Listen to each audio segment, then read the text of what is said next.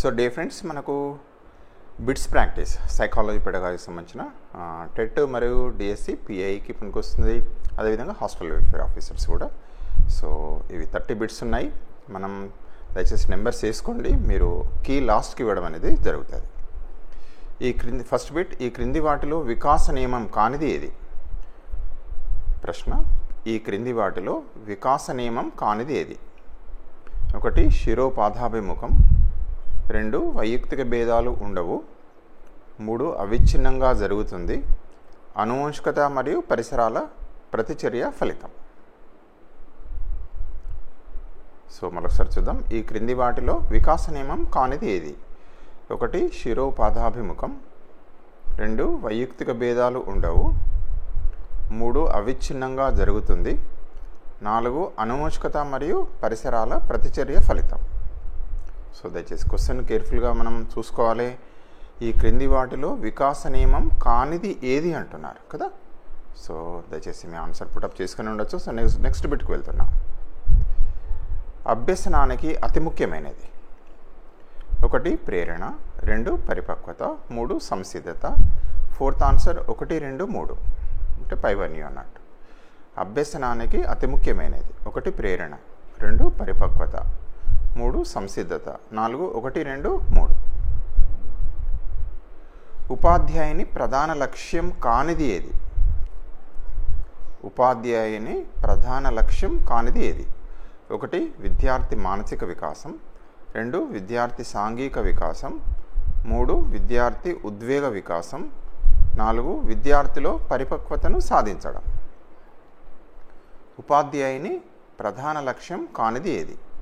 1 విద్యార్థి మానసిక వికాసం, 2 విద్యార్థి సాంఘిక వికాసం, 3 విద్యార్థి ఉద్వేగ వికాసం, 4 విద్యార్థిలో పరిపక్వతను సాధించడం. ఉపాధ్యాయుని ప్రధాన లక్ష్యం కానిది ఏది? ఓకే, బహుశా బిట్ పెట్టుకునే ఉండొచ్చు మీరు. నెక్స్ట్ దానికి వెళ్తున్నాం. పియాజే ప్రకారం ఆత్మభావన అంటే ఎగోసెంట్రిక్, ఎగో అనేది పియాజే ప్రకారం ఆత్మభావన అనేది ఏ దశలో కనిపిస్తుంది? ఎగోసెంట్రిక్. 1 జ్ఞానేంద్రియ చలన దశ, 2 పూర్వ బాల్య దశ, 3 పూర్వ ప్రచాలక దశ, 4 మూర్త ప్రచాలక దశ. పియాజే ప్రకారం ఆత్మభావన అనేది ఏ దశలో కనిపిస్తుంది? 1 జ్ఞానేంద్రియ చలన దశ, 2 పూర్వ బాల్య దశ, 3 పూర్వ ప్రచాలక దశ, 4 మూర్త ప్రచాలక దశ. ఎగోసెంట్రిక్ కనిపించే దశ.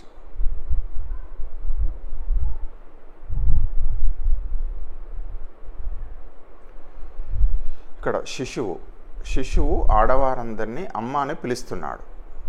ఇది ఏ దశ? శిశువు ఆడవారందరినీ అమ్మ అని పిలుస్తున్నాడు. ఇది ఏ దశ? 1 సాంశీకరణము, 2 అనుగుణ్యం చెందడము, 3 అనుకూలత చెందడము, 4 వ్యవస్థీకరణ. ప్రశ్న మళ్ళీ చూద్దాం. ఇక్కడ విద్యార్థి కాదు, ఇక్కడ శిశువు ఆడవారందరినీ అమ్మ అని పిలుస్తున్నాడు. ఇది ఏ దశ? 1 సాంశీకరణం, 2 అనుగుణ్యం చెందడం, 3 అనుకూలత చెందడం, 4 వ్యవస్థీకరణ. నిరంతర సమగ్ర మూల్యాంకనం ఎందుకోసం? నిరంతర సమగ్ర మూల్యాంకనం ఎందుకోసం? 1 విద్యార్థుల ప్రగతిని తల్లిదండ్రులను తెలపడం కొరకు, 2 విద్యార్థుల ప్రగతిని విద్యార్థులకు తెలపడం కోసం, 3 విద్యార్థుల ప్రగతిని మరియు విద్యార్థుల అభ్యసనంలో ఎదుర్కొంటున్న ఆటంకాలను గుర్తించి వాటిని అధిగమించేందుకు విద్యార్థులకు తోడ్పడడం. 4వది 1x3. నిరంతర సమగ్ర మూల్యాంకనం ఎందుకోసం? 1 విద్యార్థుల ప్రగతిని తల్లిదండ్రులకు తెలపడం కోసం, 2 విద్యార్థుల ప్రగతిని విద్యార్థులకు తెలపడం కోసం, 3 విద్యార్థుల ప్రగతిని మరియు విద్యార్థులు అభ్యసనంలో ఎదుర్కొంటున్న ఆటంకాలను గుర్తించి వాటిని అధిగమించేందుకు విద్యార్థులకు తోడ్పడడం. 4 1 మరియు 3.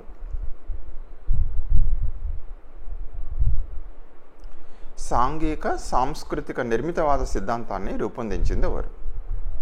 సాంఘిక సాంస్కృతిక నిర్మితవాద సిద్ధాంతాన్ని రూపొందించింది ఎవరు? 1 పియాజే, 2 బ్రూనర్, 3 గార్డెనర్, 4 వైగాట్స్కీ. సాంఘిక సాంస్కృతిక నిర్మితవాద సిద్ధాంతాన్ని రూపొందించింది ఎవరు? ఒకటి పియాజే, 2 బ్రూనర్, 3 గార్డెనర్, 4 వైగాట్స్కి. ఒక విద్యార్థి గణితంలో అధిక ప్రావీణ్యం గల తోటి సహవిద్యార్థి సహాయంతో గణితంలో రాణించడం. ఒక విద్యార్థి గణితంలో అధిక ప్రావీణ్యం గల తోటి సహవిద్యార్థి సహాయంతో గణితంలో రాణించడం. ఒకటి నిజ వికాసం, 2 సంభావ్య వికాసం, 3 సామీప్య వికాసం, 4 2 3. ఒక విద్యార్థి గణితంలో అధిక ప్రావీణ్యం గల తోటి సహవిద్యార్థి సహాయంతో గణితంలో రాణించడం. ఒకటి నిజ వికాసం, 2 సంభావ్య వికాసం, 3 సామీప్య వికాస ప్రదేశం, 4 2 × 3. సో నెక్స్ట్ బిట్కి వెళ్తున్నాం. వైగాట్స్కి ప్రకారం భాషా వికాసంలో ఇది కీలక పాత్ర వహిస్తుంది. వైగాట్స్కి ప్రకారం భాషా వికాసంలో ఇది కీలక పాత్ర వహిస్తుంది. 1 సాంఘిక ప్రసంగం, 2 ప్రైవేట్ ప్రసంగం, 3 నిశ్శబ్ద అంతర్గత ప్రసంగం, 4 2 మరియు 3. వైగాట్స్కి ప్రకారం భాషా వికాసంలో ఇది కీలక పాత్ర వహిస్తుంది. 1 సాంఘిక ప్రసంగం, 2 ప్రైవేట్ ప్రసంగం, 3 నిశ్శబ్ద అంతర్గత ప్రసంగం, 4 2 × 3. Next bit. వైగాట్స్కి ప్రకారం అభ్యసనంలో ఈ పద్ధతి ముఖ్యమైనది. వైగాట్స్కి ప్రకారం అభ్యసనంలో ఈ పద్ధతి ముఖ్యమైనది. 1 ప్రయోగశాల పద్ధతి, 2 ప్రదర్శన పద్ధతి, 3 సహచర అభ్యసన పద్ధతి, 4 ఉపన్యాస పద్ధతి. వైగాట్స్కి ప్రకారం అభ్యసనంలో ఈ పద్ధతి ముఖ్యమైనది. 1 ప్రయోగ పద్ధతి, 2 ప్రదర్శన పద్ధతి, 3 సహచర అభ్యసన పద్ధతి, 4 ఉపన్యాస పద్ధతి. 11th bit. తత్వవేత్తల్లో ఉండే ప్రజ్ఞ. ఫిలాసఫర్స్. తత్వవేత్తల్లో ఉండే ప్రజ్ఞ. 1 భాషా ప్రజ్ఞ, లింగ్విస్టిక్ ఇంటెలిజెన్స్, 2 తార్కిక గణిత ప్రజ్ఞ, లాజిక్ అండ్ మ్యాథమెటికల్ ఇంటెలిజెన్స్, 3 వ్యక్త్యంతర ప్రజ్ఞ, ఇంటర్పర్సనల్ ఇంటెలిజెన్స్, 4వది వ్యక్తంతర్గత ప్రజ్ఞ, ఇంట్రాపర్సనల్ ఇంటెలిజెన్స్. తత్వవేత్తల్లో ఉండే ప్రజ్ఞ. 1 భాషా ప్రజ్ఞ, 2 తార్కిక గణిత ప్రజ్ఞ, 3 వ్యక్త్యంతర ప్రజ్ఞ, 4 వ్యక్త్యంతర్గత ప్రజ్ఞ, ఇంట్రాపర్సనల్ ఇంటెలిజెన్స్. లాస్ట్. అత్యంత విశ్వసనీయత గల శిశు అధ్యయన పద్ధతి. అత్యంత విశ్వసనీయత గల శిశు అధ్యయన పద్ధతి. 1 పరిశీలన పద్ధతి, 2 ఇంటర్వ్యూ పద్ధతి, 3 ప్రయోగ పద్ధతి, 4 అంతఃపరిశీలన పద్ధతి. అత్యంత విశ్వసనీయత గల శిశు అధ్యయన పద్ధతి. 1 పరిశీలన పద్ధతి, 2 ఇంటర్వ్యూ పద్ధతి, 3 ప్రయోగ పద్ధతి, 4 అంతఃపరిశీలన పద్ధతి. అందని ద్రాక్ష పళ్ళు పుల్లన. అందని ద్రాక్ష పుల్లన అనేది ఏ రకమైన రక్షక తంత్రం? అందని ద్రాక్ష పుల్లన అనేది ఏ రకమైన రక్షక తంత్రం? హేతువాద వితరణ, 2 విస్థాపనం, 3 పరిహారం, 4 ప్రతిగమనం. అందని ద్రాక్ష పుల్లన అనేది ఏ రకమైన రక్షక తంత్రం? 1 హేతువాద వితరణ, 2 విస్థాపనం, 3 పరిహారం, 4 ప్రతిగమనం. ఎరిక్ ఎరిక్సన్ సిద్ధాంతం ప్రకారం శ్రమించడం న్యూనత సంతరించుకునే దశ. ఎరిక్ ఎరిక్సన్ సిద్ధాంతం ప్రకారం శ్రమించడం లేదా న్యూనత సంతరించుకునే దశ. 1 పూర్వబాల్య దశ, 2 ఉత్తర శైశవం, 3 పాఠశాల దశ, 4 కౌమారం. ఎరిక్ ఎరిక్సన్ సిద్ధాంతం ప్రకారం శ్రమించడం లేదా న్యూనత సంతరించుకునే దశ. 1 పూర్వబాల్య దశ, 2 ఉత్తర శైశవం, 3 పాఠశాల దశ, 4 కౌమారం. Next bit. ఈ క్రింది వానిలో వైఖరి మాపనం ఏది? ఈ క్రింది వాటిలో వైఖరి మాపనం ఏది? అటిట్యూడ్స్. క్రింది వానిలో 1 లైకర్ట్ రేటింగ్ స్కేల్, 2వది డిఏటి, 3వది టీచింగ్ అప్టిట్యూడ్ టెస్ట్, 4వది ఆర్ఎస్పిఎం. ఈ క్రింది వానిలో వైఖరి మాపనం ఏది? 1 లైకర్ట్ రేటింగ్ స్కేల్, రెండవది డిఏటి, మూడవది టీచింగ్ అప్టిట్యూడ్, 4 ఆర్ఎస్పిఎం. సహకార క్రీడ పిల్లలలో ఏ వయస్సులో మొదలవుతుంది? Cooperative learning. సహకార క్రీడ పిల్లలలో ఏ వయస్సులో మొదలవుతుంది? First answer 1 to 2 years, second answer 2 to 3 years, third answer 3 to 4 years, fourth answer 4 to 5 years. సహకార క్రీడ పిల్లలలో ఏ వయస్సులో మొదలవుతుంది? First answer 1 to 2 years, second answer 2 to 3 years, third answer 3 to 4 years, fourth answer 4 to 5 years. మీ బిడ్డను నాకు ఇవ్వండి, doctor అంటే డాక్టర్ని చేస్తా, పోలీస్ అంటే పోలీస్ చేస్తా అని వాట్సన్ తెలపడం దేని ప్రాముఖ్యతని తెలుపుతుంది? మీ బిడ్డను నాకు ఇవ్వండి, డాక్టర్ అంటే డాక్టర్ని చేస్తా, పోలీస్ అంటే పోలీస్ చేస్తా అని వాట్సన్ తెలపడం దేని ప్రాముఖ్యతని తెలుపుతుంది? 1 పరిసరాలు, 2 అనువంశికత, 3 టీచర్, 4 తల్లిదండ్రులు. మీ బిడ్డను నాకు ఇవ్వండి, డాక్టర్ అంటే డాక్టర్ని చేస్తా, పోలీస్ అంటే పోలీస్ చేస్తా అని వాట్సన్ తెలపడం దేని ప్రాముఖ్యతను తెలుపుతుంది? 1 పరిసరాలు, 2 అనువంశికత, 3 టీచర్, 4 తల్లిదండ్రులు. ఎడ్యుకేషనల్ డిటర్మినిజం అనే పుస్తక రచయిత ఎవరు? ఎడ్యుకేషనల్ డిటర్మినిజం అనే పుస్తక రచయిత ఎవరు? 1 Watson, 2 WC Bagley, 3 స్కోడక్, 4 Freeman. Educational determinism అనే పుస్తక రచయిత ఎవరు? 1 వాట్సన్, 2 డబ్ల్యూసి బాగ్లే, 3 స్కోడక్, 4 ఫ్రీమెన్.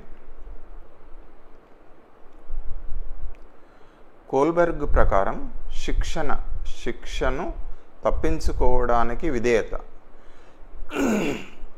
శిక్షను తప్పించుకోవడానికి విధేయత. Obedience for avoidance of punishment అంటాం కదా. శిక్ష అక్కడ అనా ఉండదు, శిక్షను తప్పించుకోవడానికి విధేయత అగుపించే స్థాయి.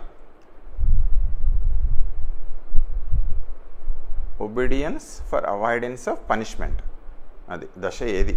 స్థాయి అంటున్నాడు, అగుపించే స్థాయి. కోల్బెర్గ్ ప్రకారం శిక్షను తప్పించుకోవడానికి విధేయత అగుపించే స్థాయి. 1 పూర్వ సాంప్రదాయక స్థాయి, 2 పూర్వ బాల్య దశ, 2 ఉత్తర సాంప్రదాయక స్థాయి, 4 ఉత్తర బాల్య దశ. కోల్బెర్గ్ ప్రకారం శిక్షను తప్పించుకోవడానికి విధేయత అగుపించే స్థాయి 1 పూర్వ సాంప్రదాయక స్థాయి, 2 పూర్వ బాల్య దశ, 2 ఉత్తర సాంప్రదాయక స్థాయి, 4 ఉత్తర బాల్య దశ. వైయక్తిక భేదాలకు కారణం 1 ప్రజ్ఞ, 2 సహజ సామర్థ్యాలు, 3 అభిరుచులు. వైయక్తిక భేదాలకు కారణం 1 ప్రజ్ఞ, 2 సహజ సామర్థ్యాలు, 3 అభిరుచులు. ఫోర్త్ ఆన్సర్ 1, 2, 3 పై 3. వైయక్తిక భేదాలకు కారణం 1 ప్రజ్ఞ, 2 సహజ సామర్థ్యాలు, 3 అభిరుచులు. Fourth answer 1 to 3. గెస్టాల్ట్ అన్న పదం ఏ భాష నుండి స్వీకరించబడింది? గెస్టాల్ట్ అన్న పదం ఏ భాష నుంచి స్వీకరించబడింది? 1 లాటిన్, 2 గ్రీక్, 3 జర్మన్, 4 సంస్కృతం. గెస్టాల్ట్ అన్న పదం ఏ భాష నుండి స్వీకరించబడింది? 1 లాటిన్, 2 గ్రీక్, 3 జర్మన్, 4 సంస్కృతం. సాంఘిక అభ్యసన సిద్ధాంతంలో గల దశలు. సాంఘిక అభ్యసన సిద్ధాంతంలో గల దశలు 1 అవధానము, ధారణ, 2 పునరుత్పాదకం, పునర్బలనం, 3 ఉద్దీపన, సంవేదన, 4 1, 2. సాంఘిక అభ్యసన సిద్ధాంతంలో గల దశలు 1 అవధానం, ధారణ, 2 పునరుత్పాదకం, పునర్బలనం, 3 ఉద్దీపన, సంవేదన, 4 1, 2. కార్యసాధక నిబంధనలో అభ్యసించే వారి పాత్ర.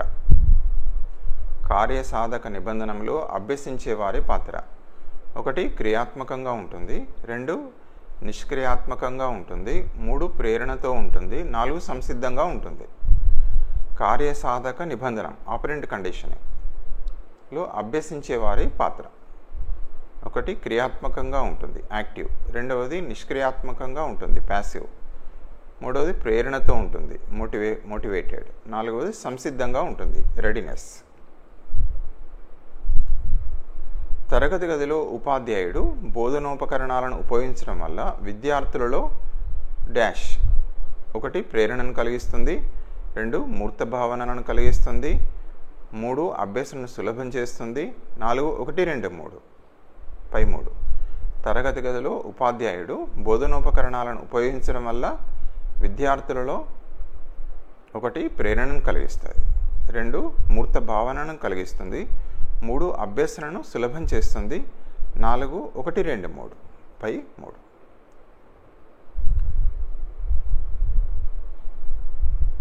టైప్ రైటర్ కీబోర్డును ఆపరేట్ చేసిన విద్యార్థి కంప్యూటర్ కీబోర్డును ఆపరేట్ చేయడాన్ని